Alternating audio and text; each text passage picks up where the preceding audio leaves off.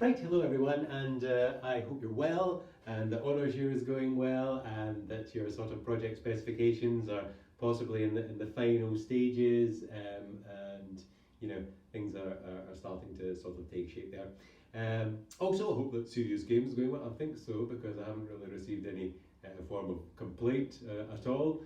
Everyone's just been asking some questions, and everything seems to be hunky dory. And is it web games development too? So what I'll do is I'll have a sort of check-in engagement session with you all tomorrow, and hopefully if there are any issues or there are any concerns or whatever, we can get them sort of sorted. But it's really just to check in and make sure that you're all okay, because I realise that these are unprecedented times, and as we move to a sort of hybrid model of teaching and learning, it may be slightly difficult. It may be less difficult, who knows, but anyway, just to check in. Now, last year, what I was doing was I was at the New Lanarkshire campus, and I had to sort of deliver the computer games honours project as well as serious games, so the two of them became slightly intermingled. And I do realise that on the schedule, I'm supposed to perhaps do the history of serious games today, but I cannot, for the life of me, find it. It's either on my office machine or in some unknown sort of memory stick. I don't know where the hell it is. But anyway, I normally sort of do a writing a research paper presentation at some stage during the trimester, and it's really to sort of help you guys. I mean, you've got the benefit of Gavin anyway, but it's really to help you guys and give you my take on writing an honours dissertation, really. So always sort of deliver this, writing a research paper. An honours dissertation is really just a great big huge sort of elongated research paper perhaps. We've put in a sort of journal paper in the past to Computers in Education, which was about 12,000 words. An honours dissertation should be about 10 perhaps, although we have had 30,000 words in the past, so it's no biggie. And it's just to give you a sort of idea of what I sort of expect, what the structure should be. So I think everyone will find the structure generally quite helpful anyway. Okay, so here we go. Right, why write a research paper? Really, the main sort of reason for academic purposes for writing a research paper is really to present your research to like-minded people, and because academics are under sort of pressure in order to produce publications within their research specialism in order to underpin their teaching, we're always trying to write research papers as much as possible when time permits. So conference papers, journal papers, book chapters, that sort of thing, and even books. So Gavin and I are always trying to sort of write these things and remain research active in our fields in order to sort of try and help you guys as much as possible. But obviously, when we're talking about a research paper in the context of an honours dissertation, and for your purposes, you're really trying to do it for a qualification at the end, and we do sort of appreciate that as well. So the structure of a research paper, honours dissertation, regardless of what it is, whether it's an honours dissertation, a master's dissertation, doctoral dissertation, conference paper, journal paper, book chapter, it really does have the same sort of structure in the computing discipline. So really it consists of an abstract, which is about 150 to maybe 300 words, outlining the problem, giving your sort of proposed solution, and giving the reader a little taste of the results that you've actually managed to gather, in order to make them want to read your dissertation and cite it, and entice them into it, that sort of thing. So that's really what the abstract is, very, very small little section. When I sort of give you a structure for this, what's sort of happened last year and this year is that Gavin and I will be splitting the cohort. So essentially I give everyone a sort of structure of a dissertation and quite a lot of material to sort of get them started as well. So don't sort of worry too much about that. So the general sort of structure is this. The abstract has no number, so it's just abstract. Introduction begins at number 1. So you have one introduction, then 1.1 overview of the problem with some academic references, thrown in to give it some sort of academic credence. And then you have 1.2, your proposed solution to that particular problem, and then 1.3, the structure of the rest of the dissertation. So in terms of previous work, I have literature review. Now the literature review, when I'm talking about an honours project, really encompasses everything but the kitchen sink, I suppose. So it really covers your research methodology, it covers your software development lifecycle methodology, software testing methodology, design methodology. So research methodology, you're really looking at qualitative and quantitative mixed methods, research, that sort of thing, and all the different sorts of main methodologies, so experimental, quasi-experimental, interview, case study, longitudinal analysis, ethnographic research, meta-analysis, that sort of thing. Software development lifecycle methodology or games development lifecycle methodology, you're sort of looking at the sort of heavier ones to begin with, so waterfall, spiral, incremental model, V-shaped model or V model or whatever the hell it's called.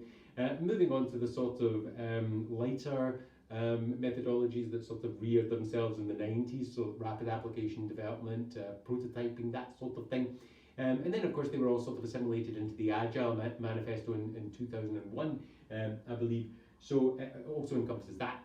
And software testing, you're looking at functional testing, structural testing, error-oriented testing, alpha testing, beta testing, games, specific testing, that sort of thing.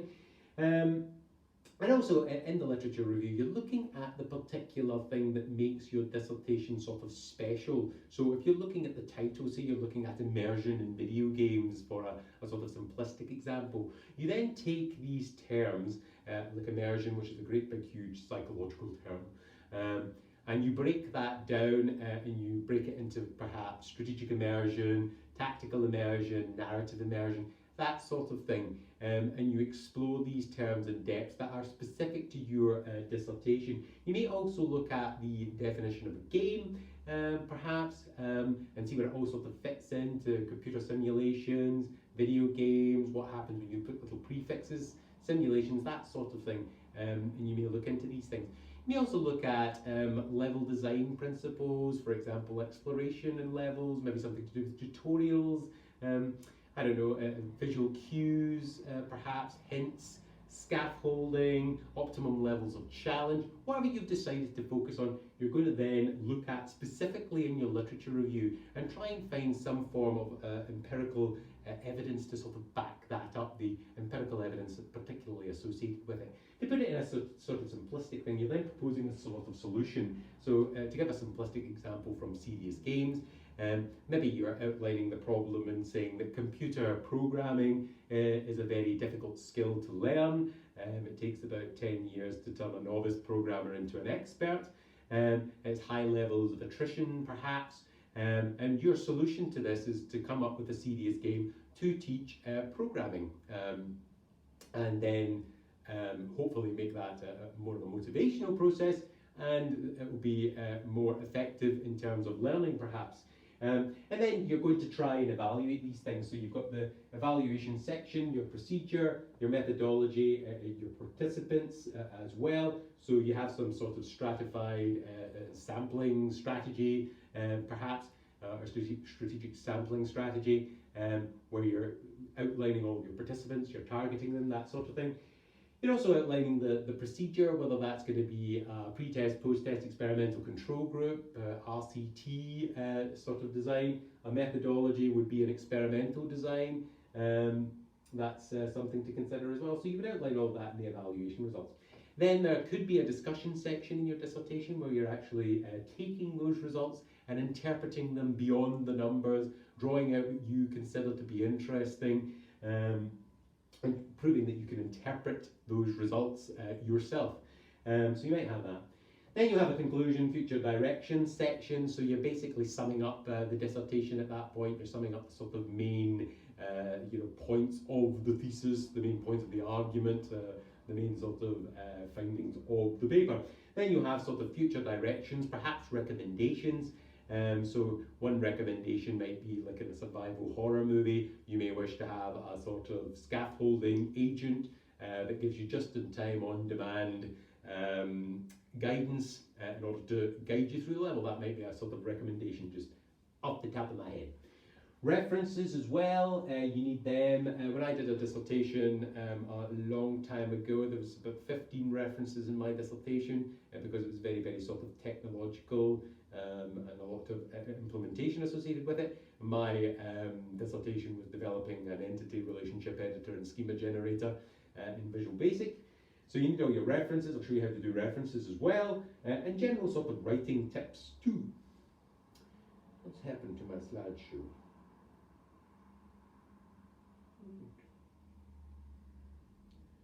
It's disappeared.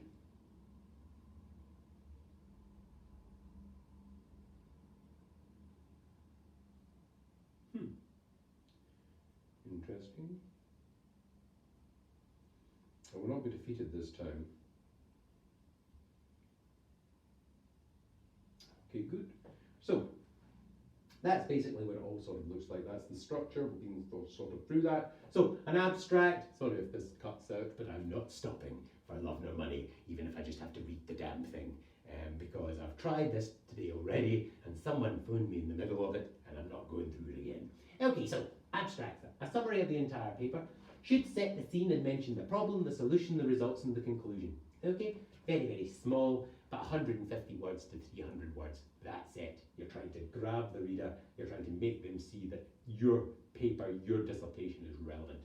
In business papers, this is what I mean about different disciplines, the abstract is sometimes called the executive summary. I mean, there's a different sort of structure depending on what particular discipline, what school you go into. If you go into the School of Education, dissertations are a slightly different structure. If you go into the School of Engineering, obviously, if you are in the School of Engineering, but an engineering sort of paper would be a different sort of structure depending on discipline. And the jury is still sort of out on whether you should have the sort of methodology first before the literature review. Academics sort of slightly disagree about that. I think that the methodology should in fact come first always, because the literature review is archival, which is a sort of methodology and should be mentioned in the methodology section, so it just sort of fits for me. This is not working out well, is it?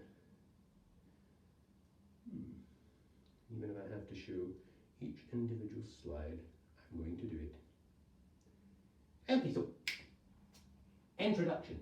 You state the purpose of the research paper in more detail. So you have 1.1, you have an overview of the problem, some references for academic rigor. You outline the problem in far more detail, so it's not really just repeating what's in the abstract. You can then explain the structure of the rest of the research paper or the rest of the dissertation and tell people what to expect next, but don't really explain the introduction because you're already in the introduction. So, as I've sort of said before, your problem might be computer programming is difficult. I'm developing a game to assist with this. Awesome. Then a structure. Great. Literature review. A literature review is a critical analysis of a segment of published body of knowledge through summary, classification, and comparison of prior research study, reviews of literature, and theoretical articles. So, that's from the University of Wisconsin. Not to confuse a literature review with an annotated bibliography is a good thing to do. So never ever do that. Never think that just by putting in a bibliography that people are going to say, oh, they've read that and that's great. So a literature review is to identify the gap in the academic literature. So it's a critical analysis. You're synthesizing the findings of everything that you've looked at. And that can be a lot. There are several types of literature review. There can be discussive literature reviews where you don't have to go into a great deal of detail, you just sort of give an overview. And there's systematic literature reviews where you go into a great deal of detail and go into the electronic databases, you specify search terms, you specify time frames, you collect all the papers, you measure it against some form of criteria. It's insane. But you're really trying to identify a gap in the academic literature. You're providing some form of theoretical underpinning for your research. At honours level, that doesn't necessarily have to be too great, to be honest. It's not a PhD, so you're not trying to get an original contribution to knowledge. You're just simply trying to say, there's a problem here, people have tried to address it, I'm going to try to address it this way. It's as simple as that. Then prove that you understand it as well. So if you give some form of summary of that, then you're proving that you in fact understand the literature as well. Okay, this slideshow is not playing ball this day. So the idea is to find what interests you. It's going to be realistic and sustains your engagement. Doesn't necessarily have to light your heather on fire, but I mean it does have to sustain your engagement for, shall we say, the better part of a year. And if you're doing something like a PhD, then the better part of 3 years. Okay, so go with your strengths. Find an appropriate group of search terms. So this is a sort of systematic literature review that I'm talking about. Misconceptions about literature reviews: just because you take the first 100 hits from an electronic database doesn't necessarily mean that you've found everything. You cannot really find everything. You've got to say, this is what I searched for, this is what I found, and this is what I'm reporting. And PhD students are absolutely brilliant. They'll come to you and say, I've looked at 100 papers. So, big deal. Doesn't really matter, you haven't found everything. And obviously, when you search an electronic database, it's when it returns a result, it's the relevant results that it finds relevant, not necessarily what you find relevant. So you've got to set out the criteria if you're doing a sort of systematic review. And just because something is published doesn't mean that it's brilliant. Be critical. You're allowed to look at things and say, I don't really necessarily agree with that. I have published a whole load of crap in my time. And sometimes, just to get to a conference, I would say to myself, oh, just, publish this. Publish sandpaper, who cares? Just fire it in there and it's a trip to Barcelona. Those were back in the days when we had tons of money right enough. But the point is, just because something is published doesn't necessarily mean that it's the best. Okay? So, sources, books, electronic journals. Gavin's probably showing you that you have access to all these electronic journals through UWS, even remotely, and you're still able to log in with your institutional Athens account, and everything should be fine. So you've got ACM, IEEE, Science Direct. Obviously these are all the ones that are sort of relevant to you in computer science, computer games development, social science, those sorts of things. So you get access to all of these, information science and technology abstracts, ERIC, Ingenta Connect, Emerald. These all have different sort of ways of searching, etc. And you can put in your search terms and gather up all the papers. But let's not go too mad. There's other places like Google Scholar, really the best sort of way to find some papers on your particular domain. If you're doing competition in video games, for example, put into Google competition in video games with PDF after it, and you'll find that a whole load of papers appear. That will probably be sufficient for an honours, yes, unless you're doing a sort of systematic review. Okay, ResearchGate. Conference proceedings as well. I made quite a few conference proceedings available in the Serious Games site. So conferences like the European Conference on Games-Based Learning, I can make the proceedings available. Check the authors are credible in the field. That's one thing to possibly do. Make sure that they've got a number of publications in that particular field, so that's something to consider. Yep. It is not going to break on with me. I don't care. I'm just going to go through this. I will finish this, even though it is really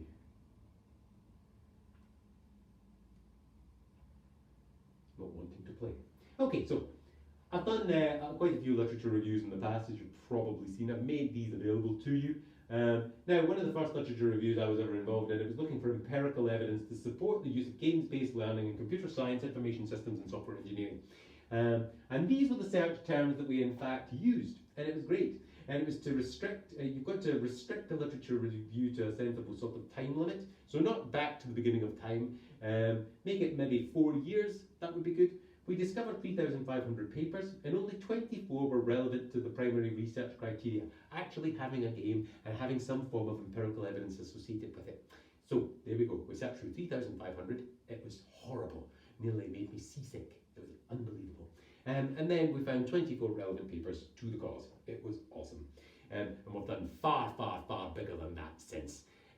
It's been, I think one of them, the 2012 was empirical evidence in serious games and computer games in general. I believe the 2012 sort of systematic literature review. It was 7,000 papers and we got 129, and I can't remember exactly how many were relevant, but I was actually employed for a period of 2 months on that project, just looking through papers, and by the end of it, I looked like a wreck.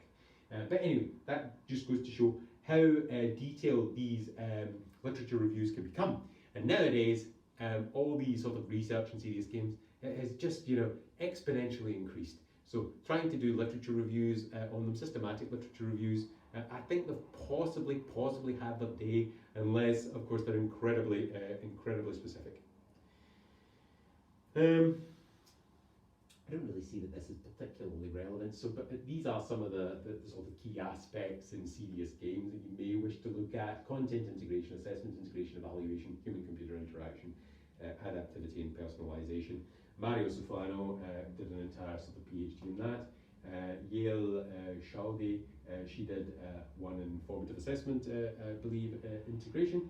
And they're all sort of my sort of little ideas. Right, let's see.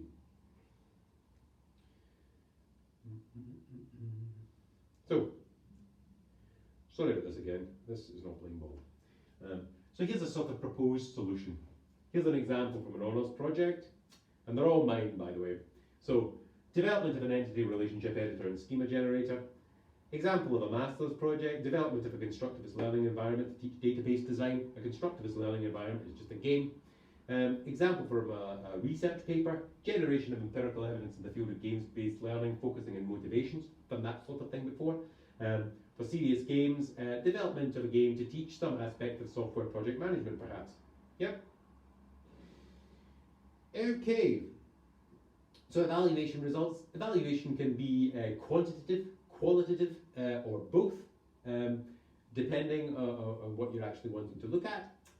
It will have participants. You'll have some form of methodology, and we can go through this in greater detail if you wish. I intend to have meetings with all of my students, and we'll go through each little thing in detail, so at no point should you ever be lost. So, methodology, there could be a sort of evaluation framework. I've come up with one of them before. An experimental design, so pre-test, post-test, experimental control group design perhaps, or maybe just a post-test, pre-test, post-test, whatever. Procedure, how you're actually going to administer that. You're going to give people the pre-test, you're going to let them play the game, you're going to give them the post-test, that sort of thing. Are you going to have a control group? Yeah, all of that. Results. How are the results analysed? How are they going to be collected? Through some form of online questionnaire, perhaps. There's going to be mean, standard deviation, parametric and non-parametric tests. If you get to deciding to have parametric and non-parametric tests in an honours dissertation, you're doing pretty well. And I'm a sort of old hand at this sort of thing, so it's no problem. I can sort of help you with that. All you really need to do is sort of gather the data, and I'll help you analyse it, or I'll tell you exactly how to analyse it. Okay, right. Once again, it is annoying me. Discussion. This is how you interpret the results beyond the objective scope of the results section. You can draw together the main points, so you can have a section in your dissertation called discussion if you want. You can draw comparisons between what you found and what other studies have found. You can highlight points that you feel are interesting and discuss the limitations of the research. Throw yourself on the mercy of the court. Now, one thing about games-based learning, particularly serious games that I've discussed in depth in one of our meetings sort of class-wide, was the generalizability is one of the main limitations, where you cannot take one game for one subject that applies to all participants or all groups of people. It just doesn't work that way. So generalizability is a major limitation. Or it may very well be that you don't have the appropriate sort of experimental design. You don't have a control group or something, and it's important to say I couldn't get a control group, unfortunately. It was, possibly best not to use time constrictions as an excuse, but you are identifying the limitations and you're being objective as well. Conclusions, future directions, formulating the main findings into a cohesive whole, highlighting what you've found during the study, making it clear that you intend to proceed in the research. For God's sake, just lie and say, look, I'm going to carry this on into the future, analyse these sort of different avenues and take it further. You don't necessarily have to, but if you don't have a little section in your research, in your dissertation or your paper, saying, I'm going to take this forward, then why the hell should people actually read it? That's the point. So if you're uninterested and don't want to particularly take it forward, then how do you expect other people to be? Acknowledge what future work is required as well. That's another sort of thing to do. Okay, so let's go on to references. It is very, very important to cite your sources using an appropriate reference format. The UWS Harvard referencing system can be used. You can use any format that you want. I don't really particularly care, but as long as you're consistent with it. There's a horrible sort of numbering format as well as that Vancouver style. And what happens there if you alter the order of the references? It knocks it all off. I despise it. But anyway, Gavin's made this sort of link available that shows you how to reference absolutely everything, the sort of UWS core referencing sort of site from Moodle. And it shows you how to reference things. Here's an authored book, okay? So that's exactly how this would appear in the reference section. So you have the author, the year, the title of the book, the edition, where it was published, okay? And then when you're actually citing that in the body of the text, so this is a reference, this is a citation, yes? Okay, so Drury 2008 introduces cost, terms and concepts. So it doesn't have to be a great big huge saga every single time you reference something by saying, in a study performed by Drury 2008, just say, Drury 2008 introduces this, an introduction to cost, terms and concepts, or you can sort of put it at the end there, yeah? Just so that people know what you're sort of talking about. Here's an example of an edited book. Okay, pretty much the same thing. All you're saying there is that this guy is the editor of the book. Now, the difference between a book and an edited book is that a book is just sort of written by someone, but an edited book is comprised of chapters. An author or an editor puts out a call for papers, and then a bunch of people write chapters that are sort of loosely related, and then that editor puts them into some form of combined whole and publication. We've done some edited books actually in this module, and one of them is called Psychology, Pedagogy and Assessment in Serious Games. And what we did was, Gavin and I, and we put out a call for papers. We got a whole load of papers back, and then we sort of organised it in a particular structure. Okay, so I can show you that at some stage. And guess what? We have not made a hell of a lot of money out of it, because it's like $180 on Amazon. And you're going, oh, my God, why would you? Why would you buy it? So these things are incredibly expensive. I once got a check, I'm sure Gavin got one too, and it's the reason we're living at large right now, because we get $9 in royalties after sort of writing that. It was just brilliant. Anyway, never mind.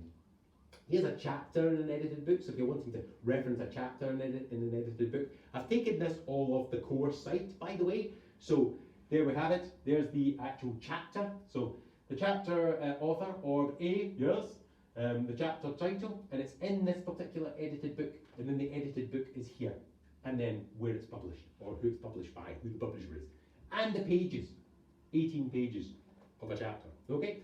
And then you're sort of referencing it in the same sort of way. Or 2007 discusses the moral, clinical and economic factors in the allocation of resources. Or you might want to say the moral, clinical and economic factors in the allocation of resources have been discussed. Or 2007. Easy peasy.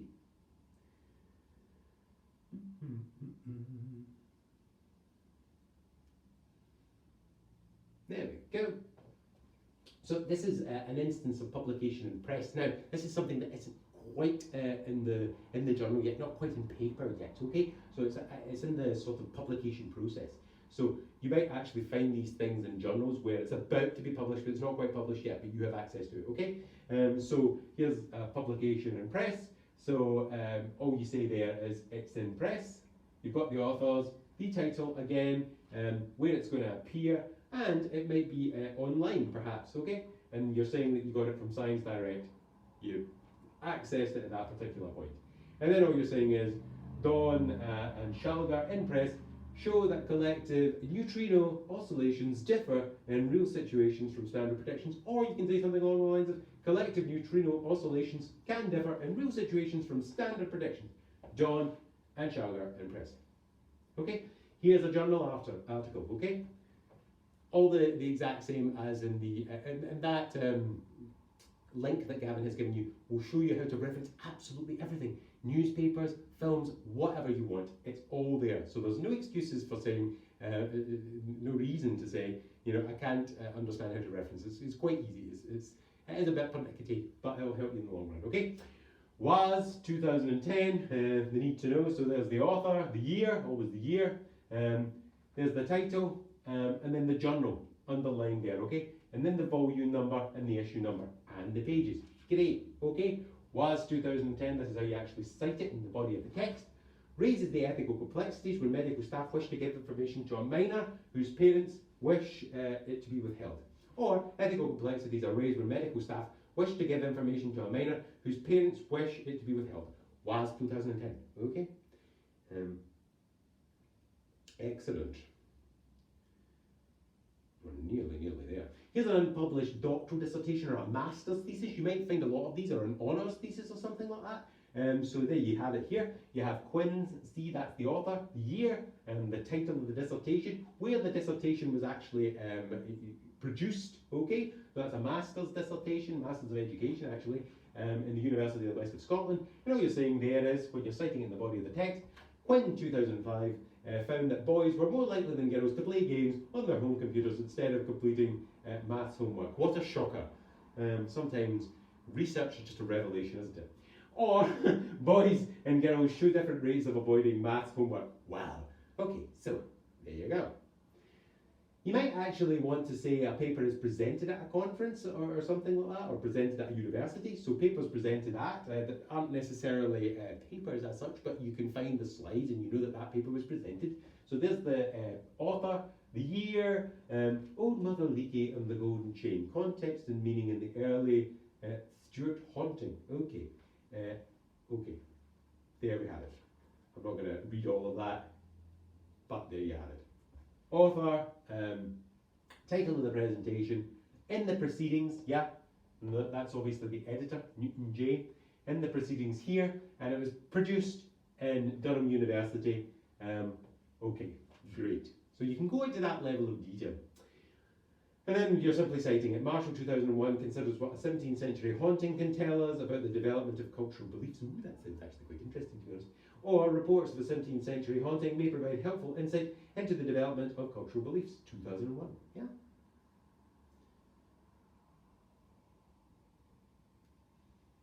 Here's websites, okay. Levinsky, D, author, bad manners can be good for you. Ooh, I suppose. Online, and there's how you actually reference a website as well. Okay, so you're giving the URL, cool, and then you're saying when it was actually accessed as well. And then you're simply saying Babinski 2010 provides some helpful tips in dealing with rudeness at work. Or there are a number of useful things you can do when dealing with rudeness at work. Babinski 2010. When you're talking about direct quotes or definitions, this is how you sort of write it into the body of the dissertation. So Lorillard 2002 defines a computer simulation as, and then when it's a quote you always put it in italics, artifact that embodies some model of an aspect of the real world, allows the user to make inputs to the model, runs the model and displays the results. Great! When you're actually backing up a statement, there's a dearth of empirical evidence in games-based learning literature. I get my knuckles sort of wrapped in my PhD because of this, because I put Conley 2007. I actually helped write that paper, Conley 2007, and then when I sort of got there, they said, who says that there's a dearth of empirical evidence? And actually I did. So I had to add in this other reference by De Freitas in 2006 to back up that statement, okay? When there are more than 5 names or more than 4 names, it depends. You can use et al. Instead of using up the entire word count in the bloody document, putting the entire list of authors. Yes? So there's a sort of example there, anti-phishing film, okay? Let's see. Putting a statement into your own words, that's the best sort of way to do it. regardless of what you're sort of doing, if you find a website that's particularly interesting, just copy it into a Word document, write it in your own words, and then everything will be hunky-dory. You know, that's the way I sort of always sort of did it as well at the beginning. Then I became better at passing plagiarism off as real academic work. No, not really. But what you're doing is you're writing it in your own words. If you write something in your own words, then absolutely nothing anyone can say about it, okay? Just make sure you don't use other people's words or it's too similar, okay?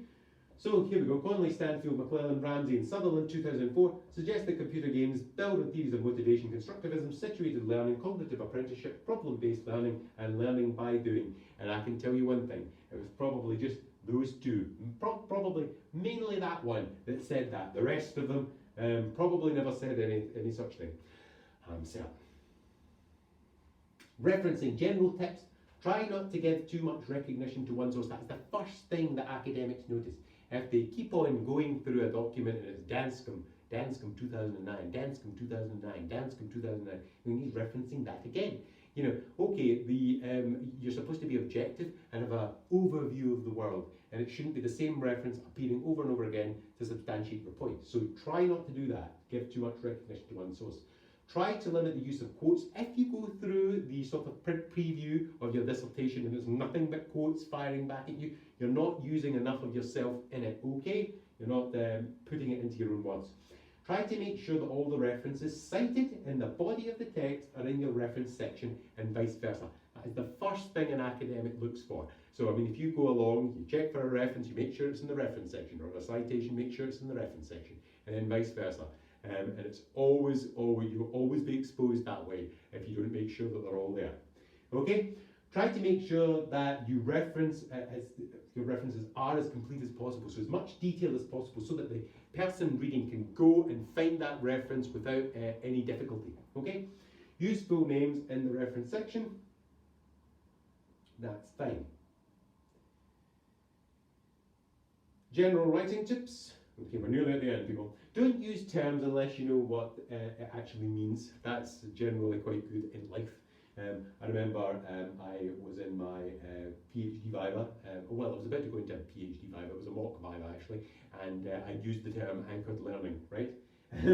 And Thomas Conley, at the time, the professor, said, okay, what is anchored learning? And I said, I don't know.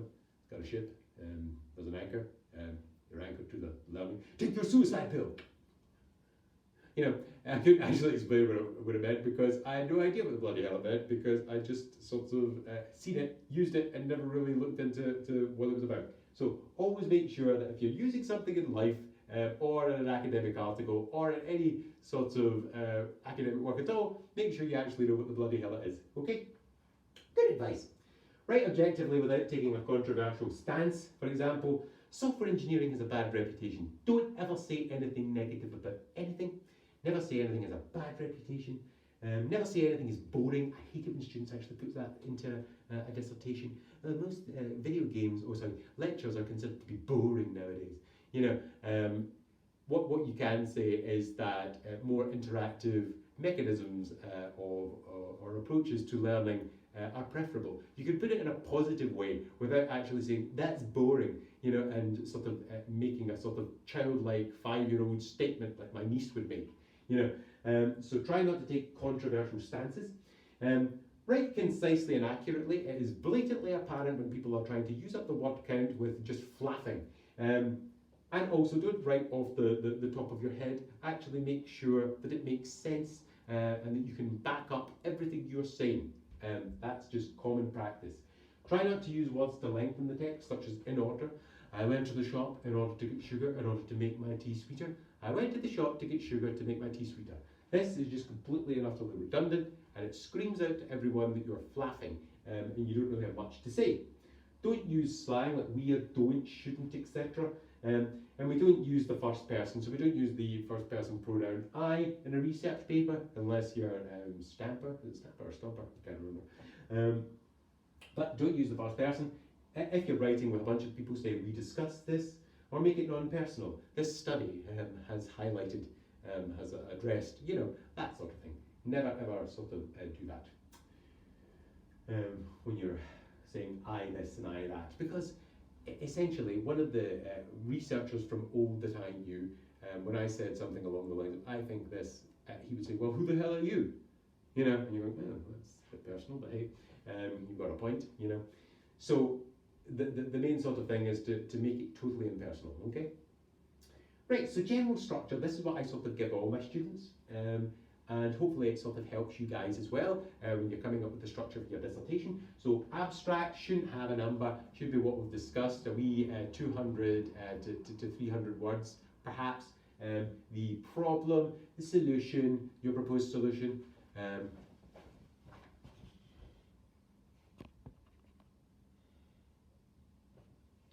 Low battery, it's warning me of low battery. The problem, the proposed solution, fair enough. Then the little taste of the results that we're talking about. Introduction, so the problem with academic references, the proposed solution again, the structure of the dissertation, research methodologies, these are just suggestions of what you might actually want to look at. What is research? Quantitative research, qualitative research, that sort of thing. Research methodologies sort of continued. Mixed research methodologies, so section 2.4. Section 2.5, main research methodologies, perhaps experimental, quasi-experimental, archival, survey, correlational, the list goes on. Then you've got to select some form of methodology. Now that methodology might be a combination. It will probably be archival, which is a sort of literature review, whether that's discursive or systematic. And then your actual sort of literature review, focusing on your particular specialism, whether that's going to be immersion in video games, level design principles, exploration, tutorials, visual cues, game mechanics, whatever. Okay? Software games, development lifecycle methodology, you might want to address this in this section. What is a software development lifecycle? Waterfall, incremental, spiral, rapid application development, agile, selection of that particular methodology. I'll give you all tons of stuff on this. Gavin's got tons of stuff as well, so don't worry too much about it. The next thing might be the design methodology, so section 5. And you're going to look at particular ones, perhaps unified modelling language, structured systems analysis and design. Then you're going to select a particular methodology. And let's face it, it's going to be the unified modelling language, unless you can think of a better one. So it is a sort of foregone sort of conclusion. Okay. Design, 6.1. This is when you're looking at the game description. You've got your UML diagrams. You've possibly got some graphical user interface designs as well. And you can discuss that. Now, in a dissertation, you can have, you normally have a sort of games design document like you've had in the past, technical design document, but these things can actually go into the appendices, and it doesn't have to take up the entire dissertation. The dissertation should stand on its own. Implementation, you're not wanting to take up the entire thing in terms of implementation. You might want to have some screenshots, the functionality, the language, the game engine that you're using to implement it. Interesting functionality that took you a long time to come up with. Version control, perhaps. Then you're moving on to testing. Why is testing necessary? 8.2, functional testing, structural testing, error-oriented testing, games testing, that sort of thing. And then you're actually selecting it, and then you're displaying your test log, test plan, that sort of thing. And you can put them into the appendices. Alrighty, we're nearly there. Evaluation, 9.1, the procedure, the design. 9.2, the materials. 9.3, the participants. 9.4, results. Then there could be some form of discussion section perhaps. 10, conclusions, main findings, recommendations, and future directions. So then you'll have your references and your appendices. And I'm sorry I flew through that. My iPad is now warning me that I have low battery. But anyway, if anyone wants any elaboration on any of this, I'm quite happy to give it. This was just a sort of overview to give you some idea of what I sort of expect from a dissertation and to help you along as well. So we'll get tons and tons and tons of information, and what we'll start doing in the near future is having individual sort of meetings with all of you. At least I'll be having individual meetings with my students, and I know Gavin will be doing the same, and there shouldn't be any form of ambiguity or confusion. Good stuff, right? Catch you later, guys.